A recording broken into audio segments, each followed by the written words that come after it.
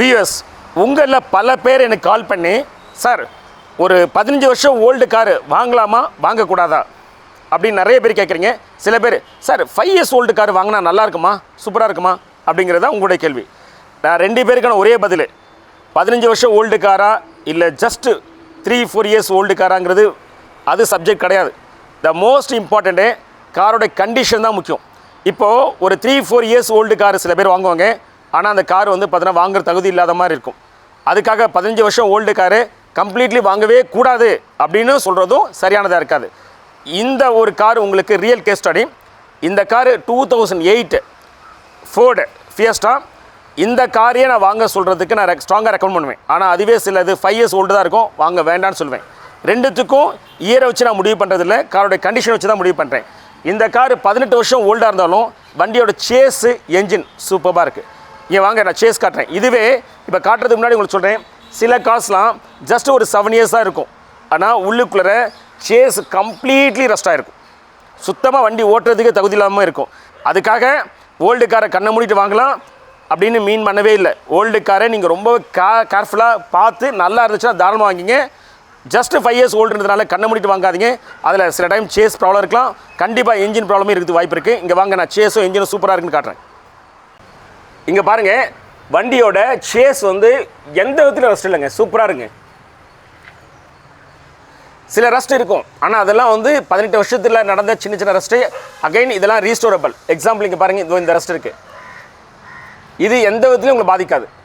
இங்கே பாருங்கள், இந்த டேங்க்கு எந்த விதத்தில் ரஸ்ட் இல்லை. கீழே வந்து பீரியாடிக்காக அண்டர் சேஸ் பெயிண்ட் அடிச்சிருக்காங்கன்னு நினைக்கிறேன். அதான் வந்து இவ்வளோ நாள் ரீஸ்டோர் பண்ண முடிஞ்சிருக்கு. இல்லாட்டி இவ்வளோ நாள் ரீஸ்டோர் ஆகிருக்காது.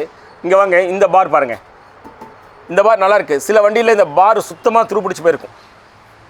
அடுத்தது இங்கே வாங்க, இதை பாருங்கள், இதான் வந்து மெயின் சேஸு. இது எவ்வளோ சூப்பராக இருக்குது பாருங்கள்.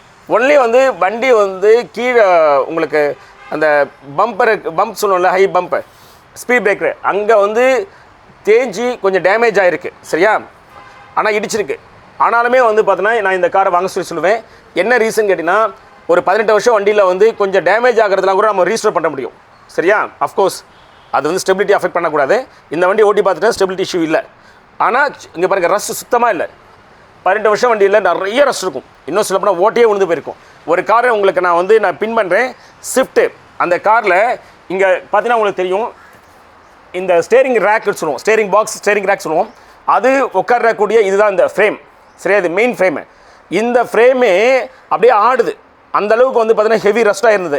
இந்த ஃப்ரேமை மவுண்ட் பண்ணக்கூடிய சேஸ் வந்து பார்த்தீங்கன்னா ஹெவி ரஸ்ட்டாகி ஓட்டே வந்துருச்சு. அதனால தான் இது லைட்டாக ஷேக் ஆரம்பிச்சிச்சு அந்த வண்டியில். அந்த அளவுக்குலாம் இருந்ததுன்னா வந்து நீங்கள் ரீஸ்டோர் பண்ண முடியாது. சரியா? ஆனால் இந்த சேஸ் பாருங்கள், பர்ஃபெக்டாக இருக்குது. இந்த ஃப்ரேம் சேஸு, அதாவது இந்த ஃப்ரேம் பக்காவாக இருக்குது முக்கியம் இல்லை, இந்த ஃப்ரேம் மவுண்ட் பண்ணக்கூடிய சேஸில் எந்த விதமான ரஸ்ட்டும் இல்லை, ஓட்டையுமே இல்லை. சரியா? இப்போ என்ஜின் கண்டிஷன் எப்படி இருக்குன்னு பார்ப்போம். ஏன்னா சேஸும் என்ஜினும் பேஸு. சரியா? இதில் ஏதாவது ஒன்று சரினா கூட வண்டி வாங்கக்கூடாது. இப்போ என்ஜினை செக் பண்ணுவோம். வண்டியை ஸ்டார்ட் பண்ணுங்க கௌதம். ஒரு கிளிக்கில் ஸ்டார்ட் ஆகிடுச்சுங்க. என்ஜினுடைய அந்த சவுண்ட் இருக்குல்ல, வைப்ரேஷனு, அது இந்த என்ஜின் நல்லா இருக்குது அப்படிங்கிறத பர்ஃபெக்டாக சொல்லுது.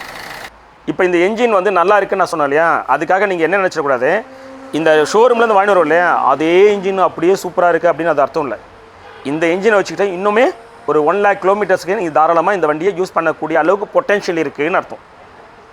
அகைன் நான் இன்னும் ரிப்பீட் பண்ணுறேன், அதுக்காக இந்த 1 லட்சம் கிலோமீட்டர் வரைக்கும் இந்த என்ஜினில் எந்த ஃபெயிலியர் ஆகாதுன்னு அர்த்தம் இல்லை.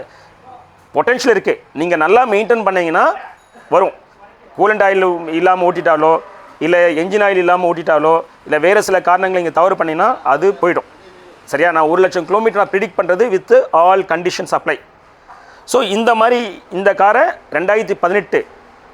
2008 காரை, ஒரு 18 வருஷம் ஓல்டான காரை கூட நீங்கள் தாராளமாக வாங்கலாம். இப்போ வாங்கிட்டு இப்போ இந்த என்ஜினுக்கும் சேஸுக்கும் நீங்கள் எவ்வளோ பணம் வேணாலும் செலவு பண்ணலாம், அது ஒர்த்து. இப்போ இந்த நான் மீன் பண்ணது இந்த சேஸு என்ஜின் நல்லா இருக்குன்னு தான் உங்களுக்கு சொன்னேன். இந்த காரு சூப்பர் டூப்பராக இருக்குன்னு சொல்ல வரல. ஏன்னா இந்த என்ஜினும் சேஸை மட்டும் வச்சுக்கிட்டு நீங்கள் என்ன பண்ண முடியாது, 120, 130, 115 அதெல்லாம் நீங்கள் ஓட்ட முடியாது. ஏன்னா அதுக்கெலாம் இன்னும் நிறைய கேரக்டர்ஸ்லாம் இதில் இருக்கணும். நிறைய எல்லா ஸ்பேர் பார்ட்ஸும் இன்டெகிரேட்டடாக நல்லா பெஸ்ட்டாக இருந்தால் மட்டும்தான் அதெல்லாம் ஓட்ட முடியும். வண்டியோட பிக்கப்பு, அதுக்கெலாம் இன்னும் நிறைய பேராமீட்டர்ஸ் ஆட் ஆகும். டர்போ, இஜிஆர், இன்ஜெக்டர், இதெல்லாம் சேர்ந்து தான் பிக்கப்லாம் கொண்டு வரும். ஆனால் நீங்கள் இந்த டர்போ, இஜிஆர், இன்ஜெக்டர், இந்த மாதிரி நிறைய விஷயங்கள், டீகார்பனேஷன் எவ்வளோனா நீங்கள் செலவு பண்ணலாம். ஏன்னா பொட்டென்ஷியல் ஸ்ட்ராங்காக இருக்குது, உங்களுக்கு ரிசல்ட் அது கொண்டு வந்து கொடுக்கும். சில காரை நான் வந்து பார்த்தீங்கன்னா வித்துருங்குன்றேன், தப்பு தவிர தெரியாமல் வாங்கிட்டு வந்துட்டீங்க, இந்த காரை வாங்கிடக்கூடாது, எதை தவறு பண்ணிட்டீங்க, இதுக்கு மேலே நீங்கள் பணத்தை செலவு பண்ணுறது அதோட தவறு, அதோட பெட்டர் வாங்கிட்டு வந்த ரேட்டோட பாதி ரேட்டு இல்லை சும்மா கூட யாருக்கா கொடுத்துருங்க, இதுக்கு மேலே செலவு பண்ணாதுங்கப்பேன். ஆனால் இந்த மாதிரி காரு தவறுதலாக நீங்கள் வாங்கியிருந்தா கூட செலவு பண்ண சொல்லுவேன். சரியா? தவறுதலாக வாங்கிடாதீங்க. ஏன்னா வெரி ஓல்டு கார் வாங்கும்போது ரொம்ப யோசிச்சு வாங்கணும். என்ன ரீசன்னா, இப்போ இந்த கார் இப்போ வாங்கியாச்சு, இதுக்கு நான் செலவு பண்ணலான்னு சொல்லியிருக்கேன். ஆனால் நீங்கள் நிறைய செலவு பண்ணிவிட்டு நீங்கள் யூஸ் பண்ணுற மாதிரி இருந்தால் பரவாயில்ல. ஆனால் நிறைய செலவு பண்ணி நான் திரும்ப யாருக்கா விற்றா இது வந்து ஒர்த்தாக போகும்னு கேட்டால் யாரும் வாங்க மாட்டாங்க. ஏன்னா அவங்கள பொறுத்தவரை இது 18 வருஷம் ஓல்டு காரு, 12 வருஷம் ஓல்டு காரை தான் அப்படி பார்ப்பாங்க. வண்டி சூப்பர் டூப்பரு, நான் இவ்வளோ 2 லட்ச ரூபா செலவு பண்ணியிருக்கேன், ஸோ நான் 4 லட்ச ரூபா கொடுனா யாரும் கொடுக்க மாட்டாங்க. அப்போ நான் என்ன மீன் பண்ணேன்னா, இந்த மாதிரி நீங்கள் ஓல்டு காரை வாங்க போகிறீங்கன்னா தெளிவாக நீங்கள் ஒரு விஷயம் இருக்கணும். அந்த கார் உங்களுக்கான காராக வச்சுக்க போகிறீங்க. அந்த கார் உங்களுக்கு ரொம்ப சென்டிமெண்ட், அதாவது அந்த அந்த அந்த ஓல்டு கார், அந்த கார் எனக்கு எப்போவுமே எனக்கு ரொம்ப பிடிக்கும், எனக்கு அது ஏதோ ஒரு காரத்தில் பிடிக்கும் அப்படின்னா நீங்கள் அந்த மாதிரி காரை வாங்கி நிறைய செலவு பண்ணி நீங்கள் வச்சுக்கலாம். ஆனால் செலவு பண்ணிட்டு விற்கிறாமல் இருந்ததுன்னா ராங் டெசிஷன். உங்களுக்கு கண்டிப்பாக நீங்கள் செலவு பண்ணீங்களே அதில் பாதி பைசா கூட உங்களுக்கு சேல் பண்ண வராது. ஸோ ரெண்டுத்துக்கு டிஃப்ரென்ஸ் பண்ணிஞ்சுங்க. நான் ஓல்டு கார் வாங்கலான்னா கண்ணை மட்டும் ஓல்டு காரை வாங்கிட்டு சிக்கலை மாட்டிக்காதீங்க. சரியா? நான் ரிப்பீட் பண்ண விரும்பல, உங்களுக்கு புரிஞ்சிருக்கும் நான் என்ன மீன் பண்ணுறேன்னு. சரியா? ஸோ இந்த காரை பற்றின ரிவ்யூ இதுதான். வேறு ஏதாச்சும் காரை பற்றின ரிவ்யூ இல்லை இதை பற்றின கமெண்ட்ஸ் ஏதாவது ஃபர்தராக இருக்கணும் வேணும் தேவைன்னா கமெண்ட் செக்ஷனில் கொடுங்க. அடுத்த வர வீடியோ நம்ம பார்க்கலாம். நம்ம சேனலை இன்னொன்று சப்ஸ்கிரைப் பண்ணாமல் இருந்தீங்கன்னா ப்ளீஸ் சப்ஸ்கிரைப். தேங்க்யூ.